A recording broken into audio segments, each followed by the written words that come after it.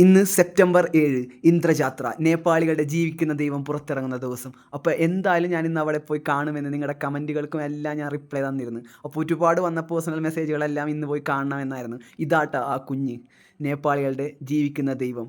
ഇന്ന് പോകരുതെന്ന് എന്നോട് ഒരുപാട് പേര് പറഞ്ഞതാട്ടോ. തിക്കിലും തിരക്കിലും പോയിട്ട് തിരിച്ചു വരാൻ പറ്റൂല എന്ന് പറഞ്ഞ്. പക്ഷേ എത്ര കഷ്ടപ്പെട്ടാലും ഇന്ന് പോയില്ലെങ്കിൽ പിന്നെ എന്ന് പോകാനാണെന്ന് ഞാൻ മനസ്സിൽ തീരുമാനിച്ച് ഉറപ്പിച്ചതായിരുന്നു.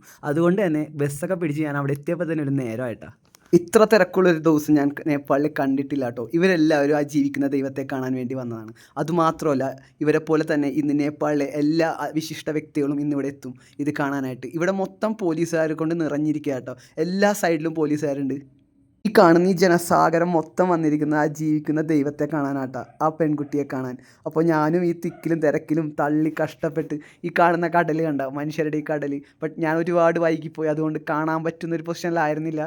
പക്ഷെ ഒരുപാട് കഷ്ടപ്പെട്ട് ബാഹുബലി സിനിമയ്ക്ക് ടിക്കറ്റ് എടുത്ത് ശീലമുള്ളതുകൊണ്ട് തന്നെ വലിയ കഷ്ടപ്പാടൊന്നും വന്നില്ല. ഞാൻ അതിൽ കൂടി ഇടിച്ച് കുത്തി കയറിയൊക്കെ ഞാൻ അങ്ങനെ ജീവിക്കുന്ന ദൈവത്തെ നിങ്ങൾക്ക് കാണിച്ചു തരാൻ വേണ്ടി ഞാൻ കണ്ടെത്തിയിട്ടോ. അങ്ങനെ എൻ്റെ കാത്തിരിപ്പിന് വിരാമമിട്ട് ആ ജീവിക്കുന്ന ദൈവം, ആ കുഞ്ഞി പെൺകുട്ടി ദേ നമുക്ക് മുമ്പിലെത്തിയിട്ടോ.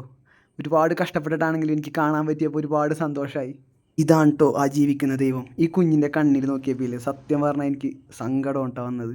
ഈ പ്രായമുള്ള കുഞ്ഞുങ്ങളൊക്കെ കളിച്ചടക്കുന്ന പ്രായത്തിൽ ഇത് നോക്കി പുറത്ത് പോലും ഇറങ്ങാൻ കഴിയാതെ സ്കൂളിൽ പോകാൻ പറ്റാതെ ദൈവമായിട്ട് ഇങ്ങനെ ജീവിക്കുന്നു. ജനിച്ച് കുഞ്ഞായിരിക്കുന്ന ടൈമിൽ തന്നെ ഈ കുട്ടി ദൈവമാക്കോട്ടോ, ജാതകമോ നക്ഷത്രമോ എന്തൊക്കെയോ വെച്ചിട്ട്. എന്നിട്ട് ഈ കുട്ടി ആർത്തവത്തിലേക്ക് കിടക്കുന്ന സമയത്ത് ഈ കുമാരി എന്ന പൊസിഷനിൽ നിന്നും ആ ദൈവത്തിൽ നിന്നും ഇവർ മാറ്റും. എന്നിട്ട് വേറെ കുട്ടിയെ ആക്കും. പിന്നീടുള്ള ജീവിതം ഇവർക്ക് കല്യാണം കഴിക്കാനോ ഒന്നും പറ്റൂല കേട്ടോ. കഴിക്കുന്ന ഭർത്താവ് മരിച്ചു പോകുമെന്നാണ് ഇവരുടെ വിശ്വാസം. ഈ കുട്ടിക്ക് ചിരിക്കാനൊന്നും പറ്റില്ല കേട്ടോ. ചിരിച്ചാലും കരഞ്ഞാലും നാടിന് ദോഷമാണെന്നാണ് കേട്ടോ. ചടങ്ങിൽ പങ്കെടുക്കാനായിട്ട് നേപ്പാളിൻ്റെ പ്രൈം മിനിസ്റ്റർ KP ശർമ്മ ഒളിയൊക്കെ ഉണ്ടായിരുന്നു കേട്ടോ. അപ്പോൾ അവരെയൊക്കെ കാണാനും വലിയ വലിയ ആളുകളാണ് ഈ നിൽക്കുന്ന എല്ലാവരും. അവരെയൊക്കെ കാണാനൊക്കെ ഒരു ഭാഗ്യം ഉണ്ടായിരുന്നു കേട്ടോ. താടിയുള്ള കറുത്തുടുപ്പിട്ട ആൾ വന്നപ്പോൾ തന്നെ ആളുകളൊക്കെ ഭയങ്കര ആവേശവും ആർപ്പുവിളികളൊക്കെ ആയിരുന്നു കേട്ടോ. അപ്പോൾ ഞാൻ അവിടെ ഉള്ളവരോടൊക്കെ ചോദിച്ചത് ആരാണെന്ന്. അപ്പോഴാണ് ഈ കാഠ്മണ്ഡു സിറ്റിയുടെ മേയറാണ് കേട്ടോ ഇദ്ദേഹം. അപ്പോൾ ഇദ്ദേഹത്തിന് ഇത്ര ഫാൻസ് ഉണ്ടെന്ന് എനിക്ക് ഇപ്പോഴാട്ടോ മനസ്സിലായത്. മാരി തൻ്റെ ഭക്തർക്കെല്ലാം പൂവെറിഞ്ഞു കൊടുക്കുന്നുണ്ടായിരുന്നു കേട്ടോ. അപ്പോൾ തൊട്ട് എൻ്റെ അപ്പുറത്തുള്ള ചേച്ചി ക്യാച്ച് പിടിച്ചായിരുന്നു. അപ്പോൾ അങ്ങനെ ആ ചേച്ചിയുടെ നിന്ന് ഒരു നുള്ളു പൂവും വാങ്ങിച്ച് അതെനിക്കും കിട്ടിയായിരുന്നു കേട്ടോ. അവിടെ ഇന്ന് എന്തോ പരേഡും കാര്യങ്ങളെല്ലാം ഉണ്ടായിരുന്നു കേട്ടോ. അതിനുള്ള സജ്ജീകരണങ്ങളൊക്കെ ചെയ്തിട്ടുണ്ടായിരുന്നു. മിഡ് നൈറ്റിനാട്ടോ ഇവിടുത്തെ യഥാർത്ഥ ഫെസ്റ്റിവലെല്ലാം നടക്കുന്നത്. അത് കാണാൻ നമുക്ക് പറ്റിയില്ല. വളരെയേറെ സെക്യൂരിറ്റികളോടെ വന്ന വിശിഷ്ട വ്യക്തികളെല്ലാം തിരിച്ചു പോകുന്നുണ്ടായിരുന്നു കേട്ടോ. ഇന്ന് വന്നത് നേപ്പാളികളെ ജീവിക്കുന്ന ദൈവത്തെ കാണാനും അത് നിങ്ങളിലേക്ക് എത്തിക്കാനുമാണ് കേട്ടോ. ഞാൻ കണ്ടു കുമാരിയെ. ഇപ്പോഴും ആ കുഞ്ഞിൻ്റെ മുഖം മനസ്സിൽ നിന്ന് പോകുന്നില്ല കേട്ടോ. സ്വന്തമായിട്ട് ഒരു തീരുമാനമെടുക്കാൻ കഴിഞ്ഞിരുന്നെങ്കിൽ ആ കുട്ടി ദൈവമാവുമായിരുന്നോ എനിക്കറിയത്തില്ല കേട്ടോ.